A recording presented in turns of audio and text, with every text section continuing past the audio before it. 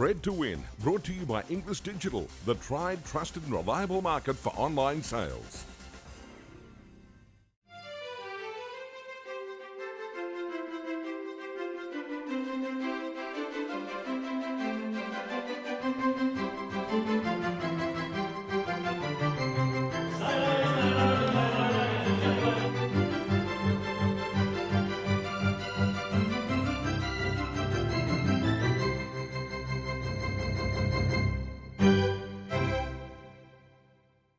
I'm Caroline Searcy. Welcome to Bred to Win, coming to you right on the cusp of spring, updating you on the latest news from the thoroughbred breeding world and profiling studs and their stallions and mares destined to produce the racetrack champions of the future. This week, the first of our newly arrived imported stallions, Lucky Vega, a magnificent specimen of a racehorse and the first major winner for the rapidly expanding Yulong Farm. Bred to Win's great sponsor, G1 Goldmine, is a revelation for thoroughbred breeders with so much statistical information available to help pick the right stallion for your mare. We hear from Matthew Ennis about how you can best utilise the service this season. Plus, Widden Victoria's Phil Marshall with a wonderful son of the great Dancing Brave in Arrowfield Studs, the horse who made you love racing. That's all coming up, but first, the latest from the breeding industry in the Aushorse news of the week.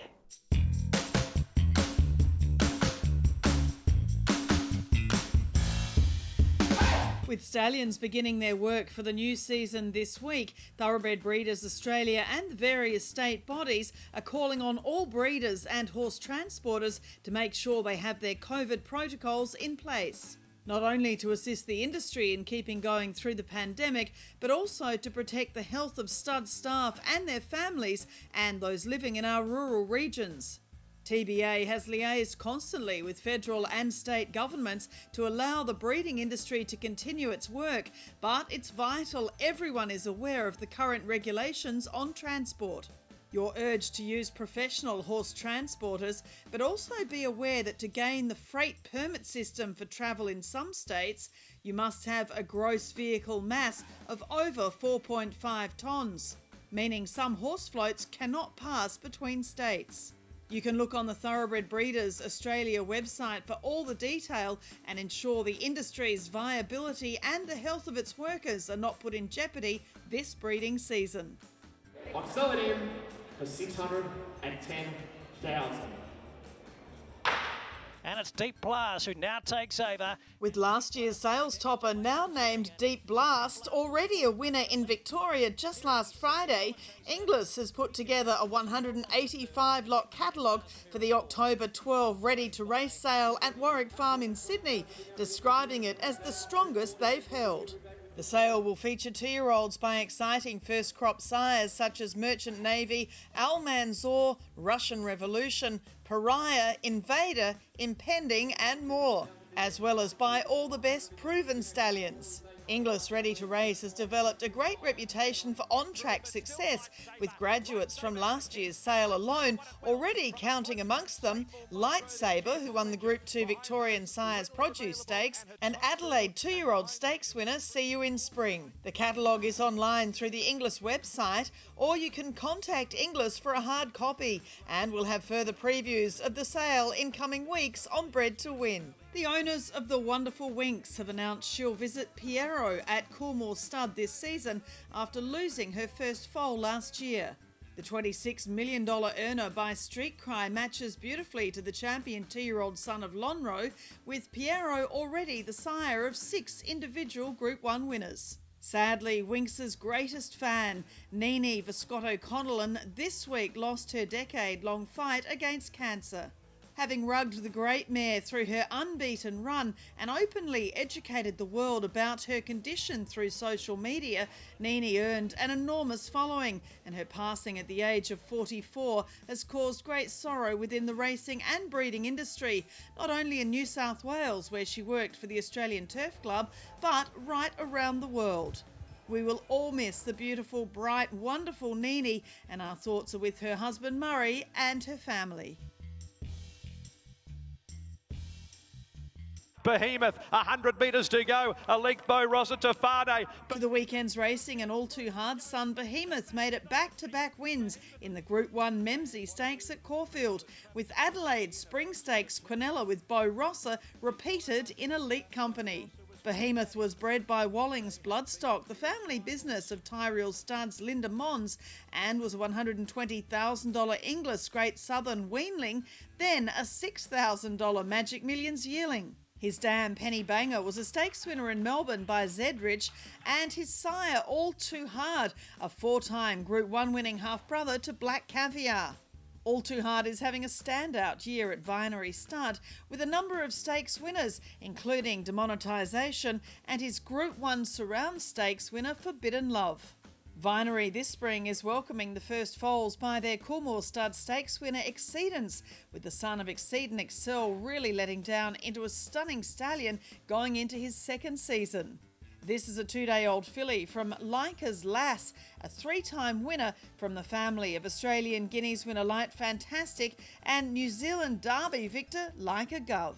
The Inglis late August sale was topped by So You Think's dual group-winning daughter Fasika, with Suman Hedge outlaying $920,000 before sending her to champion Australian stallion Written Tycoon at Yulong Farm this season.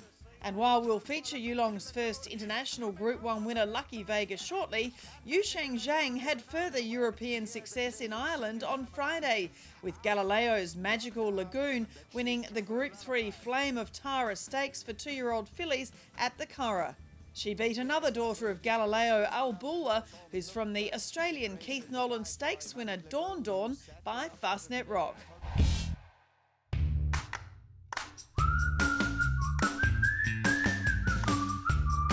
Mars Crusader late, Oxley Road at the 100. The Inglis Graduates of the week are plural after Inglis sold horses won 4 of the group races on offer on Saturday. Several featured in our yearling sale previews, including the exciting Masked Crusader, who was a Group 3 winner of the Heath at Caulfield. By Swettenham Stud's Tornado from the recently lost She's Got Gears, Masked Crusader was previewed at Gilgai Farm, ahead of the 2018 Inglis Premier Yearling Sale, where he sold for $340,000 to Hawkes Racing and Cameron Cook Bloodstock.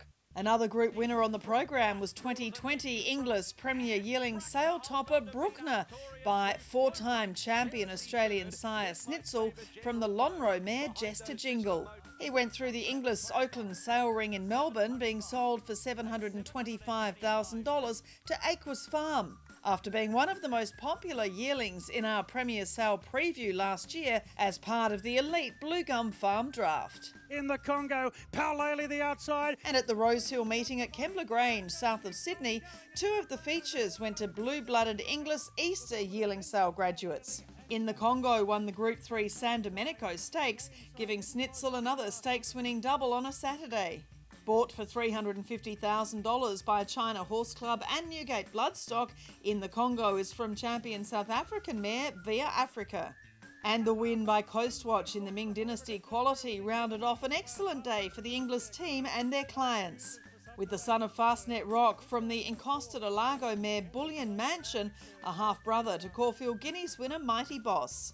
Coastwatch was bought for $750,000 from Coolmore Stud at the remote 2020 Inglis Easter sale by Guy Mulcaster.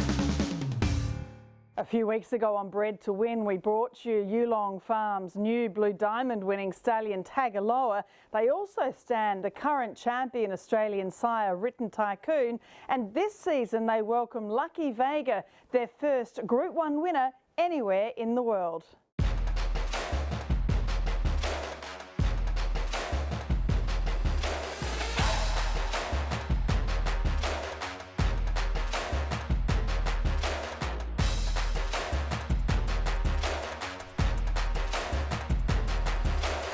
Having seen the huge investment Yusheng Zhang has made around the world, it was so exciting to see the Yulong colours win an international Group 1 with Lucky Vega. There was so much planning and effort that went into that thrilling win in the Phoenix Stakes, wasn't there? It was a big thrill for Mr. Zhang and all our team here at Yulong to see Lucky Vega win that Group 1 Phoenix Stakes by a huge margin. A 3.5 lengths was phenomenal, so everything fell into place for us. Well, going back to the beginning of his racing career, he was a winner on debut in Ireland, and of course in the Australian market that's just so important, isn't it? That's right. Purchased by Mr. Zhang in conjunction with Michael Donoghue for €180,000 and sent to Jessica Harrington and her team to be trained. It was great to see that paid off with him winning on debut and showing so much talent early. He then went on to run second, beaten narrowly in a Group 2 at his second start. There it is, Lucky Vega, who has raced to the front in the Canelan Phoenix Stakes. And then the Phoenix Stakes, as I touched on at the start. I mean, what a dominant victory that was. Just explain the feeling amongst the Yulong team, Mr. Zhang and his family. This is a race won by breed shapers such as Danehill Dancer and Johannesburg, from who descends the Scat Daddy line. It just means so much, doesn't it? That's right. It's a huge thrill to win any Group 1 race, let alone purchase a yearling. Our team purchase a yearling ourselves and then follow through right the way through and produce a colt that can win such a dominant stallion making race. The whole team was ecstatic. There was a lot of text messages sent around congratulating everyone in the early hours of the morning. So how do you compare that win in the Phoenix Stakes to an Australian 2-year-old Group 1 winner in their first season at stud? What do you say to mare owners about just how incredible that win was for Lucky Vega from a stallion point of view? Australian breeders are really excited for Lucky Vega to come down here. Being a son of Lope De Vega and the first Group 1 winning son of Lope De Vega to stand in Australia, we're very fortunate. Lope De Vega only stood down here briefly for 4 seasons, but in that time he produced 4 Group 1 winners. Gitra, Santa Ana Lane, Vega Magic and Vega 1. Gitra and Santa Ana Lane are both out of Fastnet Rock mares, with Vega Magic's maternal granddam also by Dane Wins.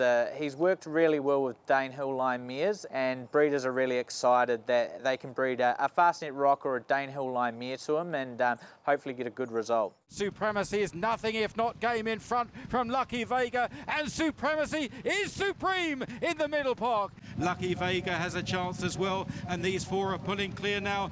And of course he did perform in the greatest of company, in the English 2000 guineas, the Irish 2000 guineas. He didn't have the best of luck. And the fabulous Royal Ascot stage, it was only the champion colt Poetic Flair who stood between Lucky Vega and victory in the St James's Palace Stakes. So brilliant seeing the green and white checks performing so well in these big features. It's always a big thing to see these Group 1 winning 2-year-olds train on. And although he didn't get to salute, he ran third first up at Newmarket in the 2000 guineas before going on to the Curragh, where it was obviously a heavy 10. It was blowing a gale and absolutely bucketing down. So to see him come back at Royal Ascot in the St James Palace Stakes and run a very, very gallant second was a huge thrill for all our team. Lucky Vega's dam is by Cape Cross. He's the sire of champions such as Ouija Board, Golden Horn, Sea Change, See the Stars. So you really are combining the best blood in the world. That's right. He's got some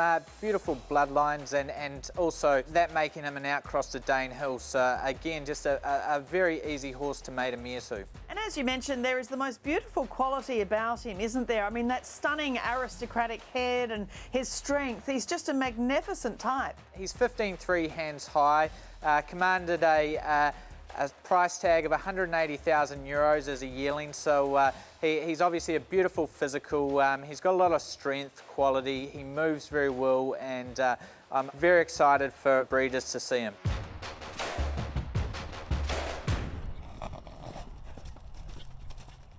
He's a stunning individual, Lucky Vega, and in future weeks we'll bring you more international stallions coming to Australasia this season.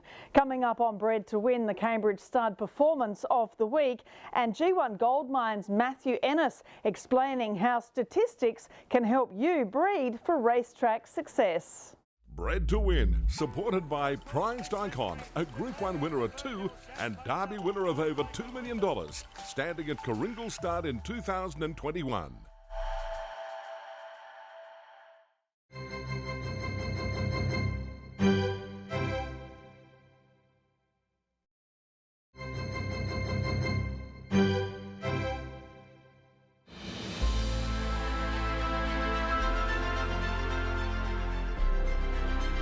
Probabeel up to chassis at the 100. It's impossible not to have the Cochrane Stakes success of the mighty Probabeel at Caulfield in Melbourne as the Cambridge Stud Performance of the Week. The daughter of Savabeel from the Pins mare Far Fetched, three-time Group 1 winner Probabeel added the Group 3 contest to her honour roll. Probabeel spelled at Cambridge Stud since the autumn, and in this vision from Brendan Lindsay you can see how much she enjoyed her break. The winner of over $3.2 million is on target for a big spring as one of Australasia's most popular race mares, given her career started back in 2018 and included a Karaka Millions 2-year-old success, along with her 3 Group 1 wins, the Epsom, Surround and the Futurity Stakes. Probabeel featured in our NZB yearling sale preview at Waikato Stud in New Zealand before she went through the Karaka sales ring. She was sold to David Ellis and Tiakau Racing for $380,000 before being on-sold to Brendan and Joe Lindsay, in whose gold and black colours she's carried to such great success on both sides of the Tasman.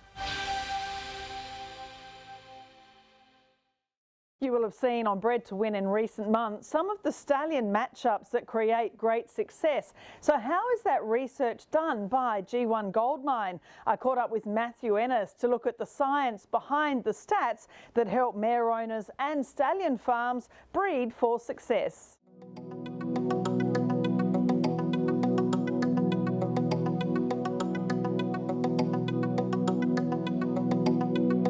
Matthew, G1 Goldmine is a fantastic tool for people that want to breed, ideally a stakes winner if they can, and matching up the mares with the right stallions going on past data. But tell me your background with G1 Goldmine and you know, how you became involved.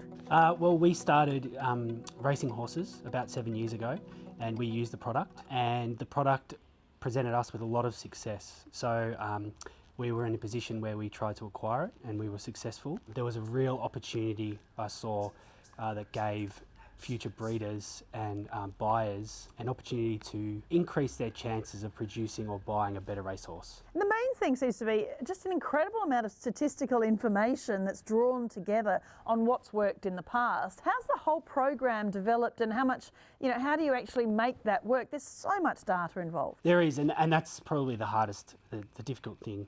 We've got an automatic API that delivers around 50,000 runners per week into the system. And then we have to match those runners with 12 generations of data, which in itself is really difficult. And each runner has about 54 different data points that we're tracking. So then that gets put into the system, and then an algorithm basically decides on what data to produce for the individual user, depending on what they're inputting into the system. So take us through, if someone just gets on your website and they want to look at, you know, the stallion match, for instance, or stallion affinity, what are some of the key things that they will find, and sort of explain a little bit about what the information will tell them? So Stallion Match is our most popular product by far. There's over 1 million searches done a year on Stallion Match. And when you do a Stallion Match, you can enter your mare, and you can see past stakes winning performance with any stallion that you choose. So essentially it compares the hypothetical pedigree of your mare and that stallion, and it looks for similar patterns within the stakes winning community. And then it produces a list of those stakes winners, along with how similar their pedigree is to your hypothetical, along with an aptitude profile, which basically tracks the distance and age success for those stakes winners. The aptitude profile I find fascinating too, because a horse, you might be putting a sprinter to a sprinter, but they might come out with the bigger dots on the miler. You know, it's quite fascinating going on historical data. It is, and as we increase the level of data that we're having, that only makes that aptitude profile even more accurate.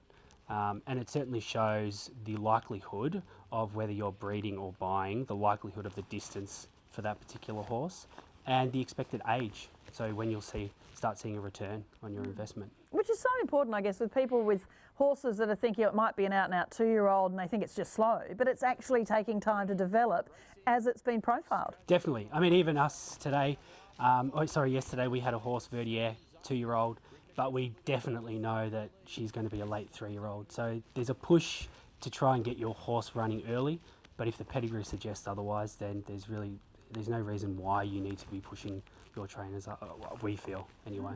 And you can analyse pedigrees in a sales catalogue. Explain a bit about that, because that's just a great tool for prospective buyers looking at, say, lot 321 or whatever it happens to be able to analyse, you know, what that horse might be. Yeah, and this is exactly how I was introduced into G1 Goldmine. So we were at a yearling sale.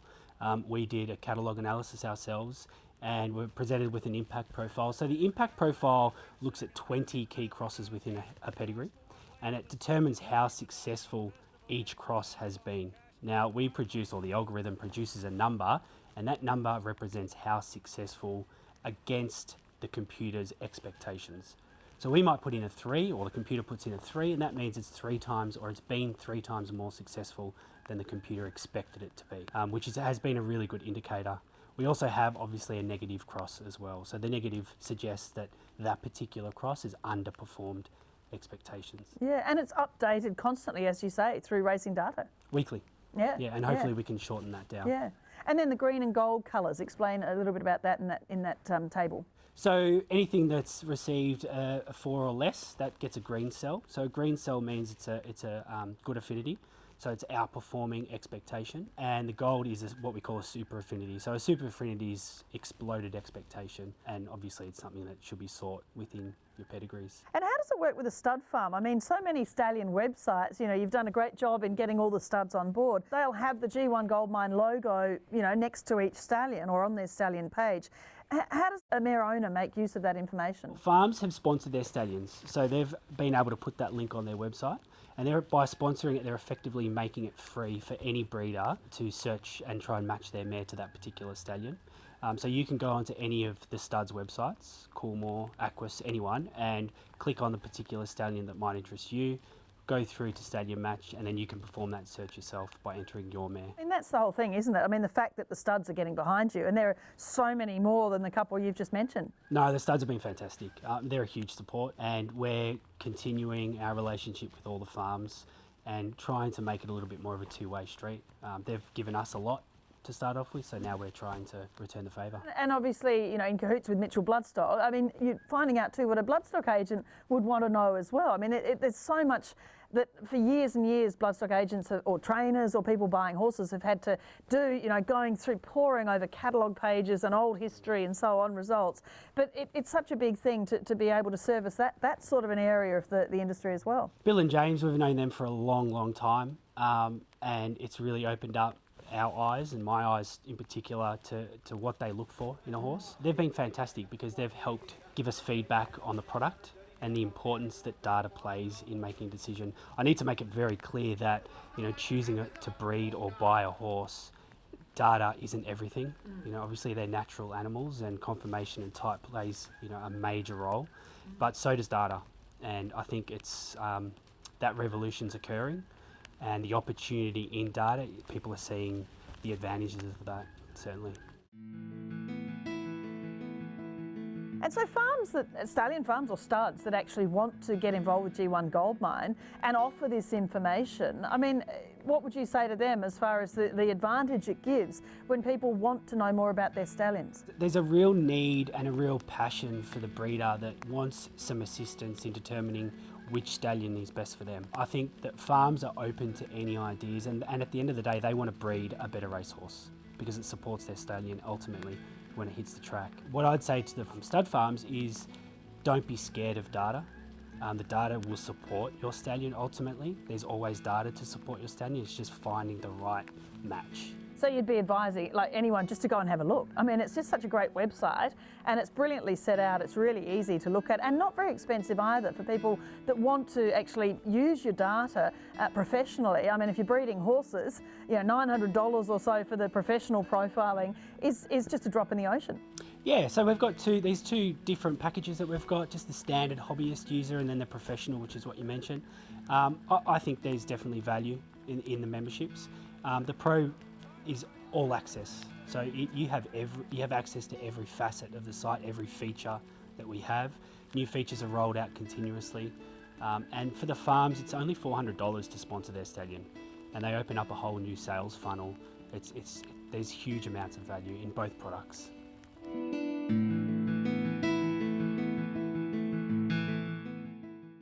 Quite fascinating and well worth looking at the stud websites to match up your mare and see what comes back. And we thank Matthew Ennis and the team at G1 Goldmine for their support of Bred to Win. Coming up on the show after the break, an Epsom Derby winner by the great Dancing Brave, with Phil Marshall from Widden Stud in Victoria in Arrowfield Studs, the horse who made you love racing. Bred to Win, supported by Hanover Lodge, preparing the elite racehorse.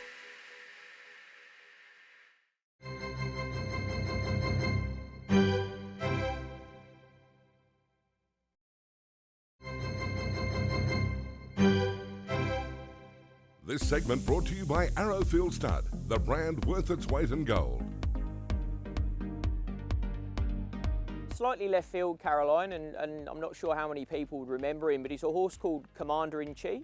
He was a horse that I was only very young and followed whenever he raced. I think it was the first ever bet that my father put on for me in the Epsom Derby when he won. He's a horse that made me catch the bug, as it were, and I was always fascinated with all Juddmonte horses when I was growing up. I loved their silks, I still do to today. But Commander-in-Chief is the horse that I will always remember being the first horse to really latch me on to this great sport. Once you've been bitten by the bug, that stays with you forever. And there's a lot of great things that happen in this industry, whether it's a horse that you've prepped in a yearling sale that sells for big money, goes on to win a big race, or whether it's a horse you've got a very small share in that wins a maiden in the bush. It's just a great sport to be involved in. And some of the thrills you get, you don't get anywhere else. And you can get a thrill from the very, very smallest of things to some of the very biggest things in this sport. And that's why I think it's such a great industry and appeals to everyone. There's our winner, Commander-in-Chief. That's it for this week's Bred to Win. Good luck for a wonderful spring to all the thoroughbred breeders, and we'll be back next week with another packed show, including the tough multiple Group 1 winning son of Deep Impact, Fierce Impact, well and truly settled in at Leneva Park for the new season. That's next week on Bred to Win. I'm Caroline CSC. Look forward to seeing you then.